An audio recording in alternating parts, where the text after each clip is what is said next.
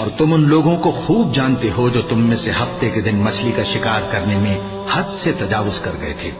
तो हमने उनसे कहा कि जलील और खार बंदर हो जाओ, और इस किस्से को उस वक्त के लोगों के लिए और जो उनके बाद आने वाले थे इबरत और परहेजगारों के लिए नसीहत बना दिया। और जब मूसा ने अपनी कौम के लोगों से कहा कि अल्लाह तुमको हुक्म देता है कि एक बैल ज़बह करो, वो बोले, क्या तुम हमसे हंसी करते हो? मूसा ने कहा कि मैं अल्लाह की पनाह मांगता हूं कि नादान बनूं। उन्होंने कहा कि अपने परवरदिगार से इल्तिजा कीजिए कि वो हमें ये बताए कि वो बैल किस तरह का हो। मूसा ने कहा, परवरदिगार फरमाता है कि वो बैल न तो बूढ़ा हो और न बछड़ा, बल्कि उनके दरमियान यानी जवान हो।